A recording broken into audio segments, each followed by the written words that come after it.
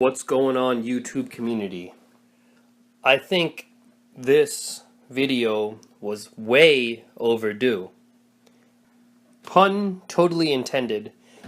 That's not to soy that this video isn't going to be a scientific and factual analysis of this topic. I'm just having a little fun with puns. So, let's explore the support of the popular view that manufactured protein is the most ideal for obtaining the optimal desired results of resistant exercise. In layman's terms, let's see if powdered protein is the best thing you can use post-workout to get the results you want. So to properly delve into this topic, I used about 11 sources. 6 out of these 11 sources are peer-reviewed, and I'll be posting all the citations in the description below. So first off, let's go into a little background. And to do that, we're going to look at the biochemistry of what goes on in the muscles post-workout. So as we know, all proteins are polymers of units called amino acids. Every protein in your body has several different amino acids which are arranged in a certain configuration to determine their function. So which amino acids are present in a protein as well as how they're arranged is determined by the template of the DNA.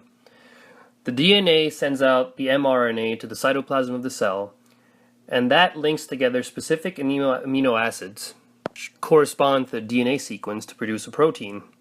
And of course, muscles in particular encode various cross-linked protein structures known as myosin and actin that allow it to contract. So when you perform intense resistance exercise such as lifting, this will force intense contractions which rapidly use up a fuel source known as ATP. ATP is an abbreviation of adenosine triphosphate. Basically, it's a coenzyme that your cells use to perform their functions. It gives them energy to be able to do those functions. Anyways, these intense contractions cause small tears in the muscle fiber by damaging the cross bridge between the myosin and the actin. When this damage occurs, satellite cells, which are stem cells found between the sarcolemma and the basement membrane, will come to the damaged sites and fuse. Once they are fused, they will differentiate, and the satellite cells become new nuclei for the muscle fiber, which will then synthesize new actin filaments and myosin units. But to do all this, they require essential amino acids. And of course, to get these amino acids, one must ingest protein.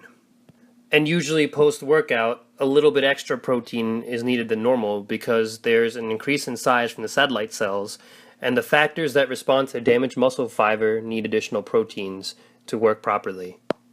So when you go to your local GNC or whatever place you use to get your powdered protein, be it whey or soy, a lot of the times the salesperson will throw a pitch that sounds something like, the reason you really want whey protein is because it's more digestible than proteins you would get from a whole food product like chicken or fish, and this gives you extra advantages pre and post workout. And through research, we've actually found a few ways to quantitatively measure digestibility. One of these ways is the Protein Digestibility Amino Acid Score, or the PDAA. And this ranking tests how quickly the amino acids of a protein source appear in the bloodstream. But it only takes into account the protein and does not assess the other nutrients that may have an effect on muscle rehabilitation. But we have another numerical system called biological value, or BV. This numerical value is a rough estimate of how well a specific protein source will stimulate protein synthesis within the body tissue. Protein synthesis is the actual process that causes the muscles to grow. New myosin and actin proteins are created and put in place, increasing muscle mass and strength. Of course, combining both PDAA and BV is the best way to assess specifically how a particular protein directly affects muscle growth. And the major argument behind the claim of the high digestibility of powdered proteins is the fact that whey, soy, and etc. have a high PDAA score. And of course, whey has a PDAA score of 1 and a high BV value of 104. So it's broken down extremely fast, and the highest quality, known as hydrolyzed whey, appears in the bloodstream in under 15 minutes. A counter to this claim can be found from a study done by the Journal of the International Society of Sports Nutrition. It was a 2012 study that indicated that there is evidence that if an amino acid appears too quickly in the bloodstream, the muscle cannot use them quickly enough, and they're either excreted in the urine or stored as fat to be converted into glucose. Of course, the response to this is that whey has another factor that makes it more desirable, in that it has a high concentration of the amino acid leucine. Now, this amino acid in particular initiates protein synthesis and helps the body switch to an anabolic state, the state where you're making stuff. And whey actually has approximately 3 grams of leucine per serving, which is the threshold for optimal protein synthesis. Of course, the same study by Stark makes the counter that leucine can also be obtained in the same amount from a serving of chicken and soybeans. Analyzing chicken itself, it is rich in essential amino acids and also contains B vitamins, vitamin D, vitamin E, phosphorus, which all have added benefits for exercise. And the protein in chicken is also easily digestible, PDAA of 1, the same as whey protein.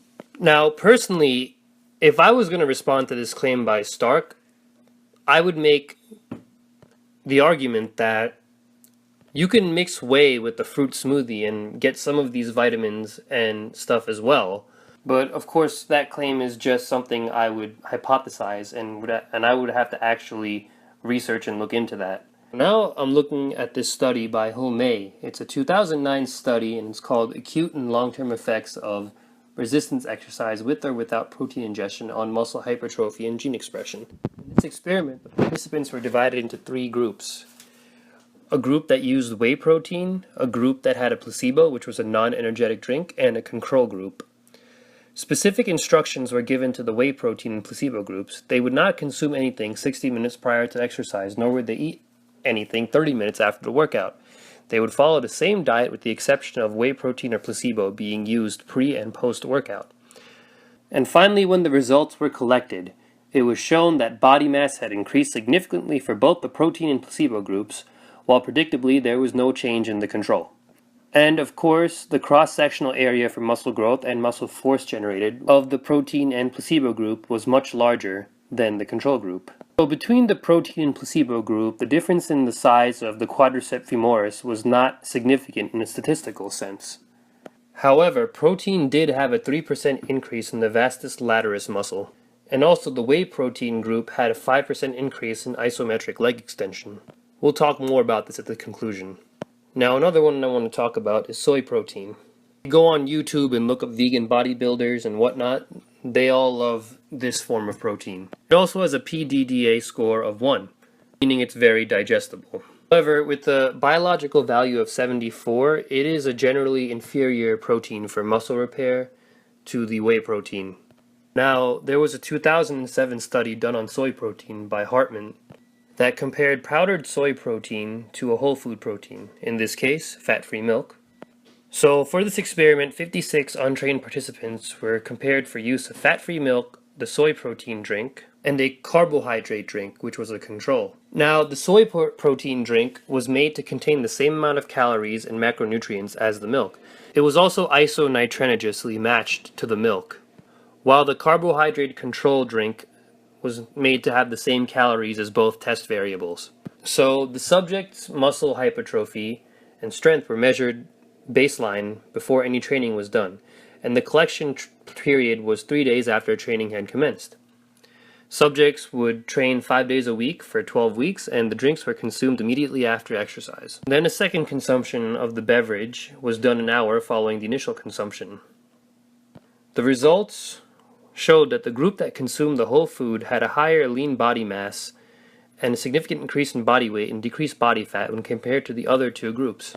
The statistical results showed that type 2 muscle fiber had increased when a whole food product like milk was used, and strength, therefore performance, increased too.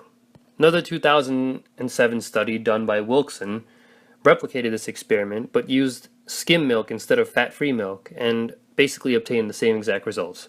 So the findings were every time the whole food protein source had led to a higher LBM than the soy protein supplement. Now, to put this all together, from these studies we can assume that whole food proteins like fish, beef, chicken, and eggs are just as effective as the manufactured proteins. As a matter of fact, they may be slightly better for muscle growth and increase because they have a synergistic effect, meaning they have nutrients and fats, which work along with the vitamins, and whatever protein source you use taken in the same amount will yield similar results. Now, what does this all mean? Well, personally, I believe that these powder proteins are good post-workout, but at other times you should use the whole food sources. After I usually lift, I go and make a smoothie, usually using pomegranate juice, throwing in a couple of fruits, either bananas, strawberries, and occasionally pineapple and mango when they're available, with a scoop or two of vanilla whey protein. I find this is delicious, and it does really feel good, and it gets digested quickly, so it gets the job done. Of course, I'm sure eating any type of food like chicken with rice or fish or beef, all of those will work just as well if you don't like using manufactured protein. If you like using manufactured protein, you're fine. If you don't, you're fine either way, as long as you get the protein in some way. But personally, using manufactured protein might actually be a little cheaper because each comes with about 60 scoops, so you could quickly whip up a smoothie for on the go if you need to go quickly and get your meal in for the day. Whereas you actually have to prep chicken, fish, and all those other things. So the conclusion I'm going to reach is that they're both good, regardless of which one you use. Anyways, thanks for tuning in again. Don't forget to like, share, and subscribe if you enjoyed the video. Have a great day.